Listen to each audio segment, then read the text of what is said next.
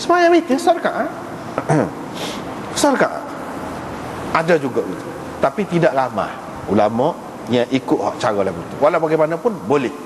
Sebab dalam Bukhari pun ada sebut, orang akan tanya Ibnu Abbas, lagu mana? Amirul Mukminin kita ni, khalifah ni, dia sembahyang witir rakaat. Ibnu Abbas kata, biar dia lah, innahu la faqih. Dia tu orang alim, dia tu pandai, ikut dia. Dia kata, menunjukkan orang tanya tu tidak biasa. Kalau biasa tanya awak ke dia. Walau bagaimanapun Ibnu Abbas jawab boleh. Lagu tu tak apa, dia orang pandai, tak apa ikut dia. Maknanya boleh buat lagu tu. Walau bagaimanapun semua ulama mengatakan yang terlebih baiknya tidak buat so gitu saja, tidak gitu.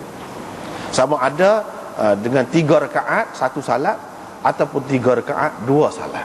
Hak tu hak lebih baik. Tak apalah. Babun fi raf'is saut bil qira'ah fi salatil lail. Ini bab baca derah dalam sembahyang malam. Menunjukkan sembahyang malam ni boleh baca derah. Baca qahar pun boleh juga. Baca derah pun boleh juga. Sembahyang seorang pun boleh juga. Sembahyang jemaah pun boleh juga. Orang panggil salatul lail ni. Orang panggil salatul lail ni boleh berlaku. Lepas tu dia mari riwayat daripada Ibnu Abbas. Ibnu Abbas kata bacaan Nabi SAW-nya, kalau ketika dia duduk di rumah lah, semaya di rumah, ketika semaya malam tu, dalam bilik dia kadang dengar orang dalam bilik dia, sekadar tu je. Dia tidak baca derah benar. Mana Nabi SAW ni, dia tengok keadaan, tempat ni setara ni, tempat ni setara ni, sedang molek lah Nabi SAW. Tapi baca derah juga, mana dengar lah orang-orang duduk dekat-dekat tu, dalam bilik tu dengar. Tidaklah kata orang yang duduk luar rumah tu, jauh tu pun dengar, tidak lagu tu. Tidak. Ini berhubung dengan baca dalam sembahyang malam. Nak tahu derah kokoh lagu mana?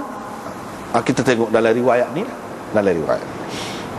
Hak Nabi SAW buatnya lagu mana?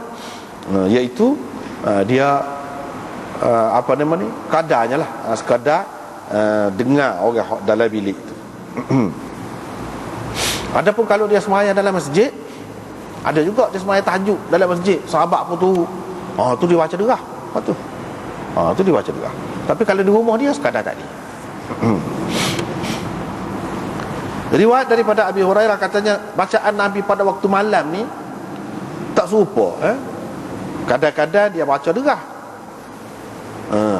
Mana setengah-setengah malam tu dia baca derah lah. Setengah malam, pada ketika malam-malam yang lain pula dia baca qahar. Qahar pun dengar lah, tidaklah derah benar. Ini bergantung kepada keadaan dia lah. Mungkin dari segi sehat ataupun tidak sehat dia, ataupun dari segi suara dia tu molek ke, ataupun ketika dia serak kau boleh jadilah tak perlulah derah. Ketika dia sakit tekak kau misalnya, waktu tu benda boleh berlaku pada dia, boleh berlaku. Baca qahar, jadi mengikut keadaan. Ataupun ketika tidak ramai mana, tidak perlu derah mana. Tapi kalau ketika ramai, kena derah lah, barulah hak belakang ni, hak jauh kena dengar. Masa tu tidak ada speaker, tidak ada gapo. Jadi dengan cara derah gitu. Keadaan baca dalam sembahyang malam ni tidak serupa hak Nabi SAW, hak tu yang naknya. Ada kalanya gini, ada kalanya gini. Bukan maksud derah ni sekali derah sekali qahar ni pada malam yang sama tu sekali derah sekali qahar dah. Mula-mula baca derah, lepas tu kemudian ni dekat yang keempat tu qahar pula. Bukan lagu tu. Ni maksudnya malam-malam yang lain-lain. Ada kalanya derah, ada kalanya tidak derah. Tapi secara keseluruhannya kalau kita tengok dalam riwayat-riwayat ni, sembahyang malam tu dia baca derah lah. Sembahyang ya baca derah, supaya sembahyang maghrib isyak begitulah, baca derah.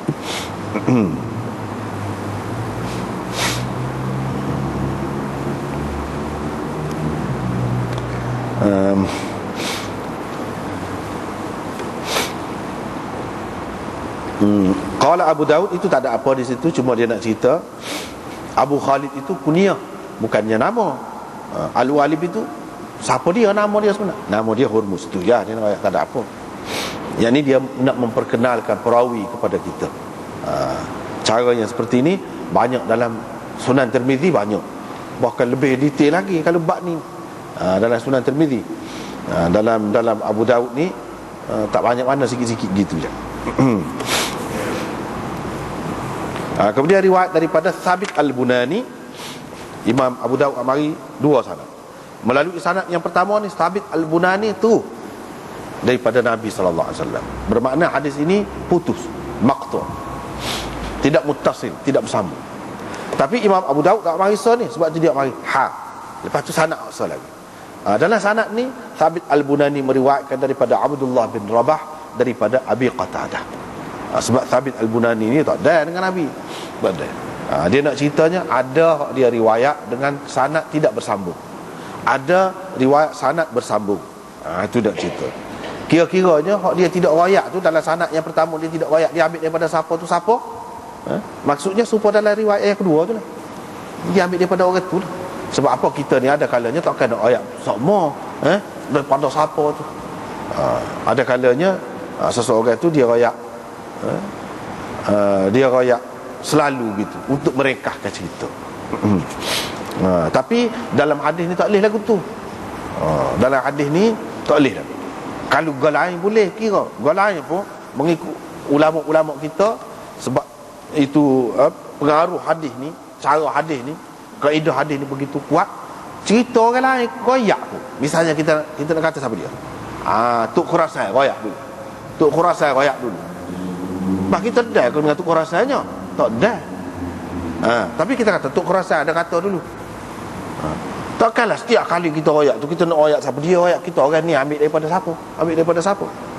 Ada kalanya kita perekah gitu. Tetapi ulama-ulama kadang-kadang dia teliti, orang kata tu pun dia kena ada sanad. Sebab apa? Boleh orang berdusta atas nama dia, boleh juga. Tidak berkait dengan Nabi saja. Orang lain pun boleh jadi juga gitu. Dengan sebab itu kalau orang kata Syafi'i kata gitu, Syafi'i kata tu siapa dia kata? Dia dengar daripada siapa? Dia tak ada dengan Syafi'i itu. Misalnya Subki kata, Syafi'i kata. Syafi'i kata tu mana? Kalau tak ada dalam kitab dia kan, maknanya dia kata melalui percakapan gini lah, melalui ngajar kau. Siapa dia ayat? Sanad. Dia kena ada. Kalau tidak, orang boleh kata. Orang boleh buat. Dia kata Subki kata, Syafi'i kata. Jadi orang tak erti kan? Dia kata ulama besar ni. Padahal orang buat, orang rekod waktu tu. Dia tak kata-kata pun. Subki pun tak kata-kata pun.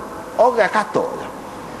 Waktu bimbangnya. Dengan sebab itu ulama dia kata tak boleh. Kaedah sanad ni kena ada belakang. Bukan hak hadis saja. Sebab bahaya hak berkait dengan agama tak boleh. Kita kena ada sanad lagu ni. Apatah lagi Nabi. Jadi hak ni sebab itu Imam Abu Daud bila dia mari riwayat hak mula-mula tu, sanad mula-mula tu daripada Thabit Al-Bunani daripada Nabi sallallahu alaihi wasallam, dia tak berhenti sekat tu. Bahkan dia mari solat selepas had. Yang ni nak ayatnya hak ni tidak putus sebenarnya. Cumanya melalui itu guru dia hak ni Musa bin Ismail tu gitulah. Siapa sekat Thabit Al-Bunani tu terus daripada Nabi. Tapi hak dia ambil daripada tok guru dia Hasan bin As-Sabbah tidak lagu tu. Sanad dia cukup. Dia takut orang pertikaian lah. Dia takut orang pertikaian. Jadi maknanya ni Thabit Al-Bunani ni sanad dia cukup. Tu dia ayatnya. Yang ni teliti. Kita bab agama tak boleh main-main. Kena teliti. Abu Qatadah berkata, dia ayat Nabi SAW pada suatu malam tu dia keluar. Nabi SAW keluar, dia pergi jalan, dia pergi tengok. Tu cara dia pergi tengok sahabat dia ni lagu mana, dia jalan. So dia pergi tengok Abu Bakar duduk semayang di rumah dia lah, semayang di rumah. Abu Bakar baca Qahar, tidak baca Derah. Lepas tu perawi kata, yang ni Abu Qatadah lah cerita ni. Perawi tu maksudnya Abu Qatadah. Lepas tu Nabi SAW pergi dekat Sayyidina Umar pula. Dia lalu dekat Sayyidina Umar. Sayyidina Umar baca semaya juga, tengah semaya malam, baca Derah. Situ kita nampak sifat dia ni, dua orang ni tak serupa. Sama tak serupa. Banyak perkara lah tak serupa. Hak tu alah kelembut, ni alah kerah. Gitu. Sifat dia gitu. Bila lepas pada tu mereka berdua ni berimpun duduk dekat Nabi SAW, Nabi pun ayat lah. Abu Bakar, aku lalu dekat rumahmu duduk semayang,